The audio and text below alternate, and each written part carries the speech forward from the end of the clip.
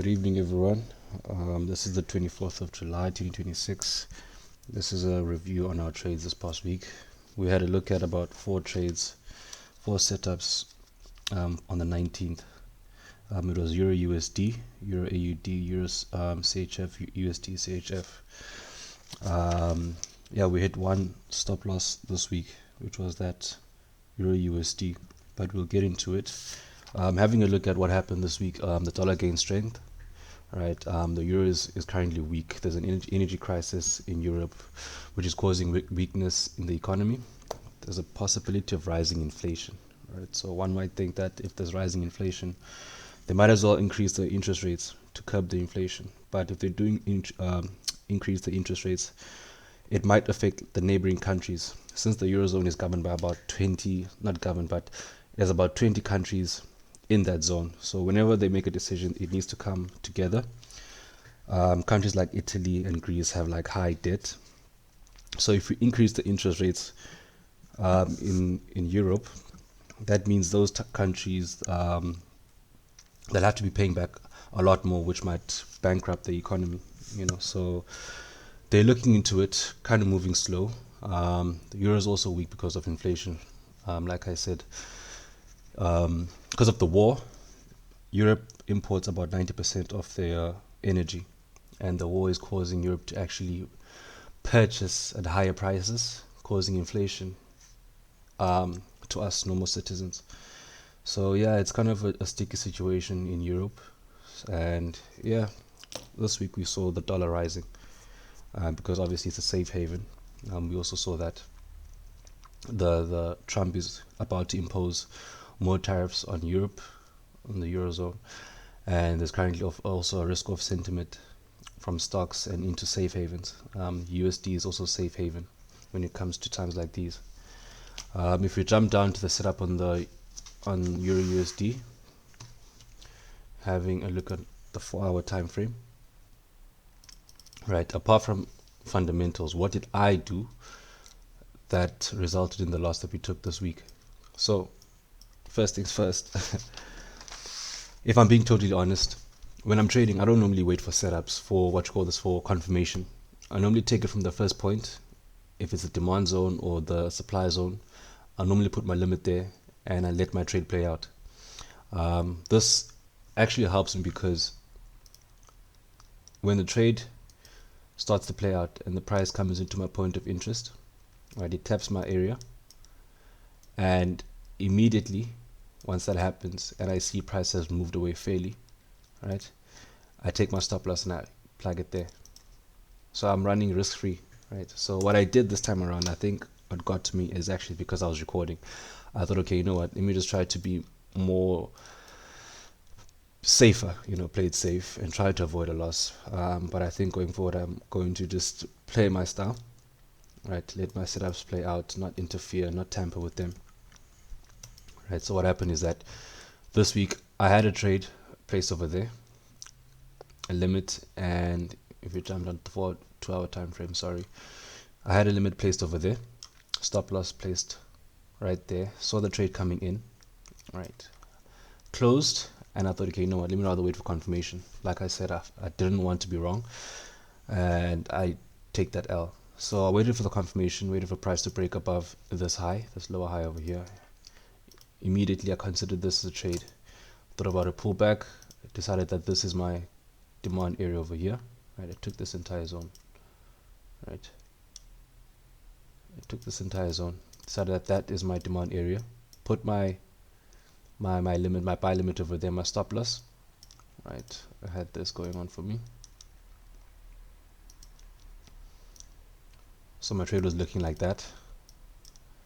Obviously I was targeting highs as I was in my first point of interest, right?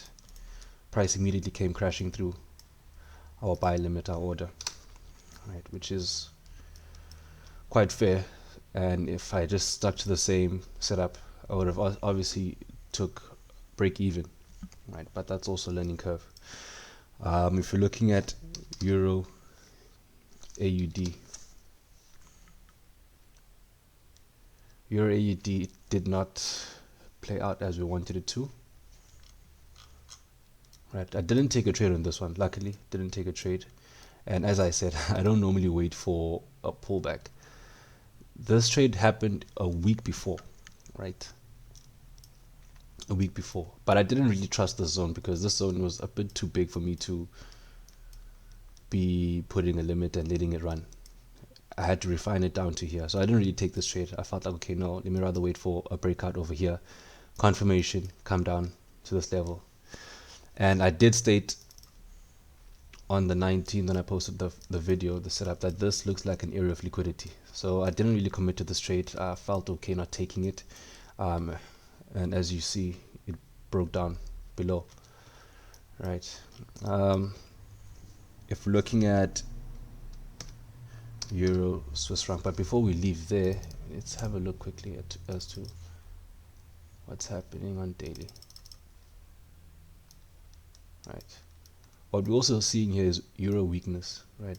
We're also in between this range, right? Both countries are actually currently weak, because AUD is more focused on exports.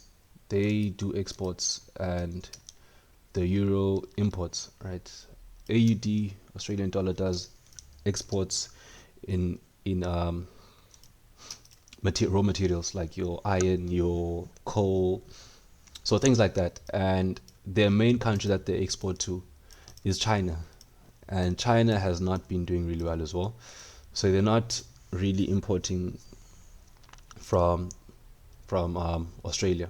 So Australia's economy has slowed down a bit. Yeah, so both countries are actually currently not doing really well.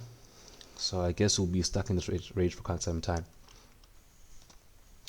If we're looking at Euro Swiss franc, what did we have? Again, also the Swiss franc is also a safe haven, right? But we did see a breakout, right, of the euro, right? Break up towards the upside. I thought we'd come back into this level over here.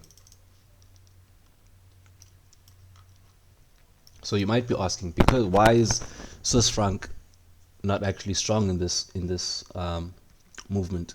Well, even though it's a safe haven, right, Swiss franc does not like to have high interest rates, right?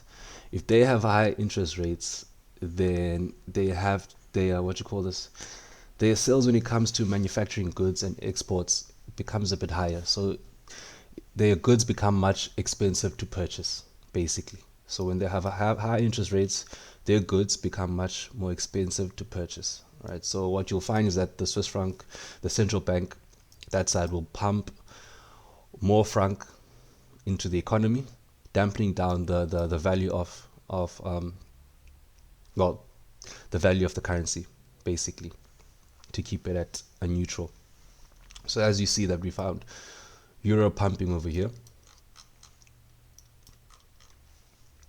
We never came back to our point of interest. Would have loved to see it bounce off this level, and then we would have jumped onto this trade all the way back to these highs. It didn't come back.